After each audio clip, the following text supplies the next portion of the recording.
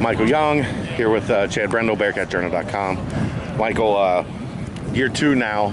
How much different is the comfort level? How much different is being able to understand what you're trying to do and then get out here and accomplish it? Comfort level is at an all-time high right now. I think just getting not even a full year yet, but just getting some run early, being able to be put into the start role and kind of really have a look on the fly. I think that helped me as far as my progression with the offense. My coordination with the quarterbacks, receivers, all the way down to the coaching staff. I think that helped, and now to be really moving around, formational, a lot of concepts being able to move around on offense. It's just helped me as far as my knowledge of the game, both on the offense and the defensive side. So comfort level is at an all-time high. I'm excited. Eager to learn more, of course, and bring the other guys along with me. You had I don't know if I'd say a slow start, but just didn't do as much in the first couple practices. Was that getting comfortable with the new stuff and where you're at and moving around? Because it looks like as the days have gone on, you've gotten more comfortable, you're open a little bit more. Yeah, well, a little soreness too. Okay. So coach was kind of monitoring me a little bit. But yeah, for the most part, just, getting a feel for everything. As you probably see that they moved me into the slide. So I'm kind of doing both. I'm in the slide, I'm outside, I'm in the boundary. That was part of the reason, but really it was more just about making sure, just healthy. Okay. Making sure my body was okay. So that's really what it was. But as I've gotten better, not as sore and things like that.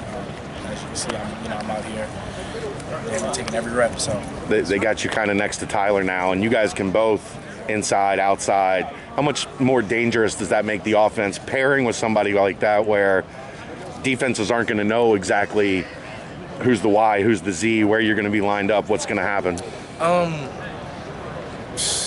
That's speechless, because obviously you guys been out here, you see what Tyler can do. Tremendous athlete, tremendous player, playmaker, smart. I can go on and on. So the fact that we have him outside, and we even have Trey Tucker. Trey's kind of doing the same thing too. So having all three of us be able to go in at any position with no hesitation, I think that gives the offense a lot more flexibility. So I'm excited to see where it goes from here. People talking about iron sharpens iron. How much better does it make you having to go against this defense every day? Because they look like a little bit of a challenge. Don't give them too much credit. Yeah, I know. I won't give them too much credit. I had to make sure they weren't behind me. But I won't give them too much credit. But needless to say, those guys are amazing. So the fact that I get a different look, being in the slot now,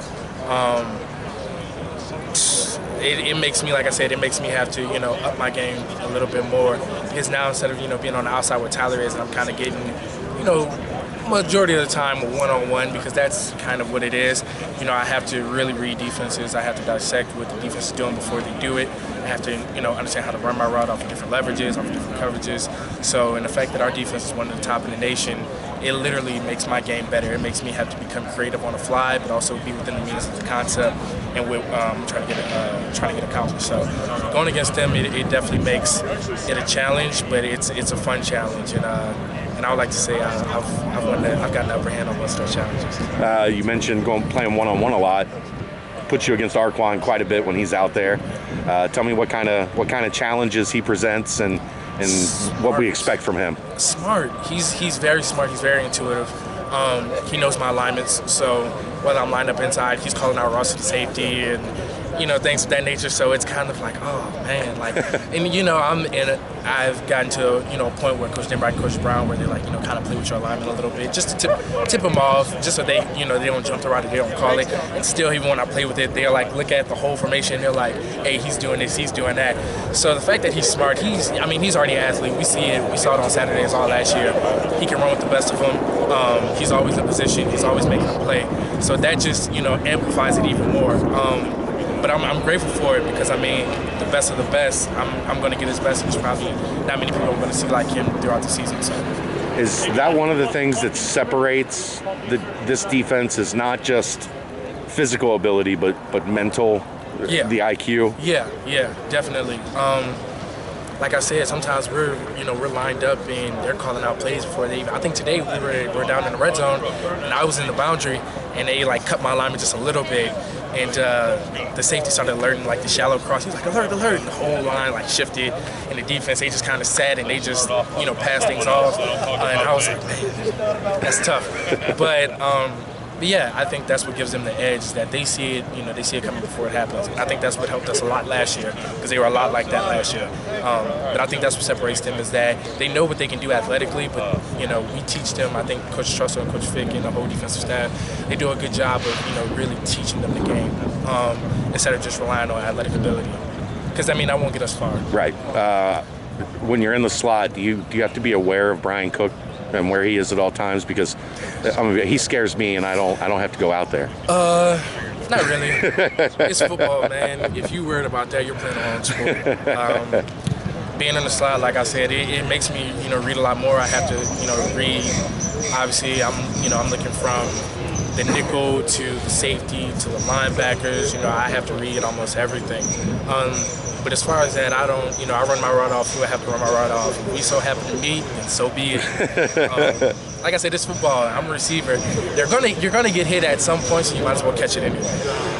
Dez had some time at the Jordan Palmer Academy this summer or this spring, and has worked on his game quite a bit. Can you see a difference in him than where he was at this point last year? Yeah, I would say so. I feel like Dez has always been a good quarterback. Yeah. So it's hard for me to really sit here and critique, because I really necessarily can't. But definitely like the balls, some of the balls he's thrown during the spring on, the slants to the bang eights to the post corners, you name it, the ball has been on time. The ball has been literally, it's on a rope too. So just as far as if you want to talk about accuracy or anything like that, I guess you could say it's been an improvement. But I've seen this from Dez all throughout fall, my time here during fall camp, and I've seen it during the season at practice. So it helped for sure, I guess you could say. But I haven't really seen a difference. Dez is Dez. He's a great player. You're getting a look at Evan Prater a little bit more this year. He spent most of his time with the scout team last year.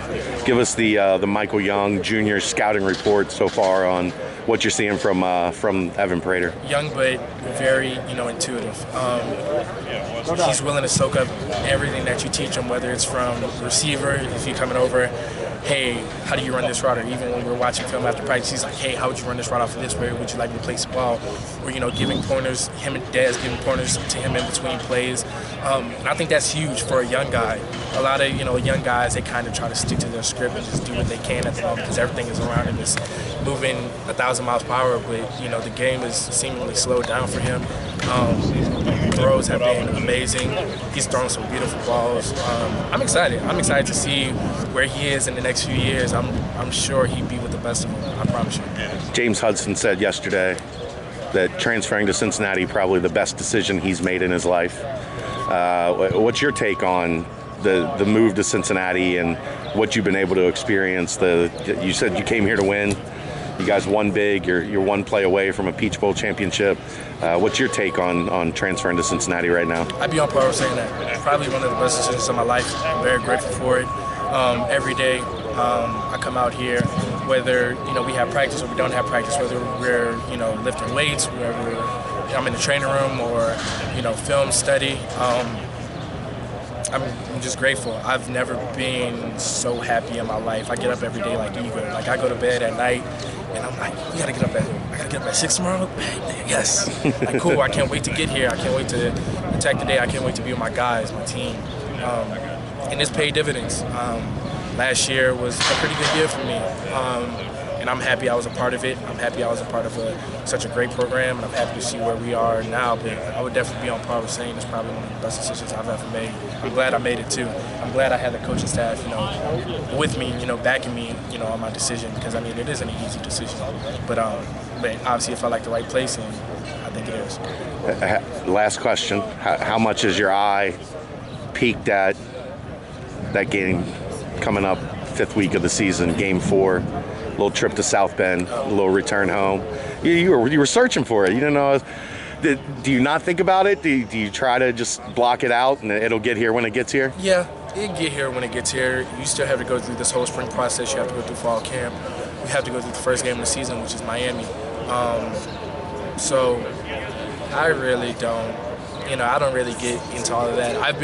It's funny, I've been talked to about it before, and they asked me how do I feel, and honestly I can just say I really don't.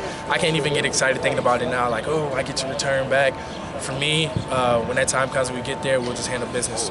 Because that's, at the end of the day, that's what it is. Got to go in there, got to do our job, got to do my job to put my team in the best position to win. And that's all I really care about. I can care less about the return or whatever else storyline they want to make up. I care about this team. I care about winning.